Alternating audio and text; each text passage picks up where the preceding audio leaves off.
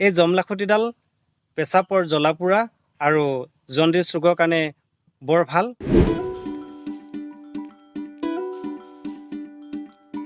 নমস্কাৰ, সম্ভেদ চেনেললৈ আপোনালোকক স্বাগতম জনাইছোঁ।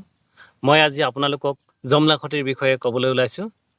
জমলাখুটিৰ কিছুমান গুণ আছে যিবোৰ বনৌষধি কাম কৰে, আৰু এই ধৰক এনেকুৱা গৰম দিনত আমাৰ সঘনাই পেচাবৰ গণ্ডগোল হয়।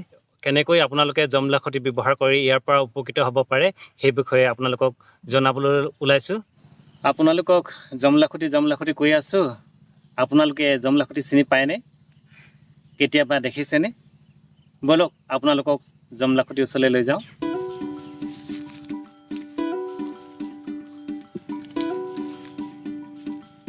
এইজোপা জমলাখুটি গছ হয়। ইয়াৰ পাতবোৰ দীঘলীয়া আৰু মিহি। ইয়াৰ এই আগত এটা কলি ওলায়, ইয়াৰ পৰা ফুল ফুলে। ফুল ফুলা কলিটো মাটি কঁঠালৰ নিচিনা দেখা যায়। ই ৰঙচুৱা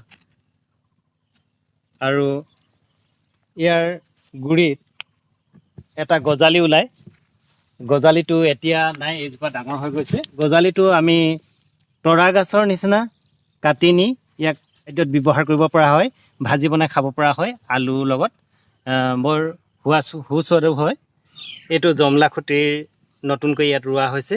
এইটো পোখা ওলাইছে, ইয়াৰ পাত মেলিছেগৈ। এইটো আলু। এইকেইটা আগৰ গা গছটো হৈছিল, এইটো মই এনেকৈ পথালিকৈ পেলাই থৈছোঁ। ইয়াৰ পৰা এইটো গাছ ওলাইছে। ই ডাঙৰ হ'লে ইয়াত বংশ বৃদ্ধি হ'ব। আপোনালোকক ঔষধৰ বাবে এই গছডালৰ কোন অংশ ব্যৱহাৰ কৰা হয় এইডোখৰ আপোনালোকক কাটি মই দেখুৱাইছোঁ। প্ৰথমতে মই ইয়াৰ গুৰি অংশত কাটিছোঁ। এইডাল গা গছ কাটি মই এই পাতখিনি অলপ টুকুলাই দিছোঁ। ইমানখিনিতে কাটি এইডোখৰ মই লৈ লৈছোঁ। ইয়াক গুচাই মেলি কেনেকৈ ব্যৱহাৰ কৰা হয় মই অলপ পাছতে আপোনালোকক দেখুৱাই আছোঁ। এয়া আপোনালোকৰ আগত জমলাখুটিডাল কেনেকৈ চাফা কৰিব লাগে মই দেখুৱাবলৈ ওলাইছোঁ। ইয়াক মই প্ৰথমতে চুটিকৈ কাটি লৈছোঁ। ইয়াত কুঁহিয়াৰ দৰে ওপৰত বাকলি থাকে, এনেকৈ এৰি যায়।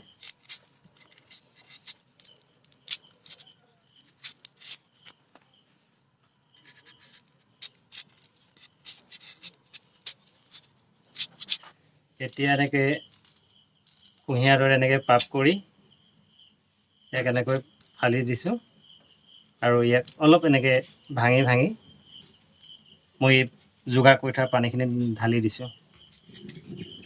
যেতিয়া আপোনাৰ ৰাতি 9-10 বজাত সন্তান বা আপোনাৰে ঘনে ঘনে পেচাব লাগিছে, কিন্তু পেচাব কৰিবলৈ গৈ আপুনি ঘূৰি আহিছে, বাৰে বাৰে পেচাব কৰিবলৈ গৈ যেতিয়া ঘূৰি আহিছে পেচাব হোৱা নাই, তেতিয়া আপুনি এই জমলাখুটি ব্যৱহাৰ কৰিব। জমলাখুটি যদিহে আপোনাৰ বাৰীতে আছে, এনেকৈ এডাল জমলাখুটি কাটি আনি এনেধৰণে বাকলি গুচাই ইয়াক পিচ পিচকৈ পানীত এনেকুৱা বাতি এটা লৈ পানীখিনিত ঢালি দিব।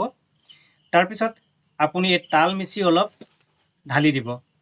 লগতে আপোনাৰ ঘৰতে আপোনাৰ নিজৰ ঘৰৰে চাউল অলপ ধুই ল'ব। ধুই লোৱাৰ পাছত এই চাউলখিনি ইয়াত মিলাই দিব আৰু তাল মিচি দি দিব। যদিহে আপোনাৰ ওচৰত তাল মিচি নাই, তেনেহ'লে আপুনি চেনি ব্যৱহাৰ কৰিব পাৰে। এয়া আপোনাৰ ঘৰতে পোৱা আৰৈ চাউল। এই চাউলখিনি আপোনালোকে ইয়াত দি দিব। এইটো এনেকৈ ঢালি দিব, এনেকৈ ঢালি দিব। তাৰপিছত এয়া তাল মিচি ইয়াৰ এনেকৈ ঢালি দিছোঁ। আপোনাৰ ওচৰত যদি তাল মিচি নাই, আপুনি চেনি ব্যৱহাৰ কৰিব। ইয়াক আপুনি আধা ঘণ্টা 45 মিনিট ৰাখি থ'ব।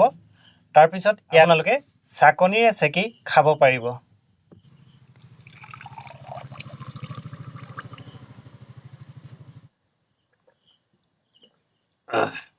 এই ভিডিঅ'টো চাই আপোনালোকে কেনেকুৱা পালে আমাক জনাবচোন।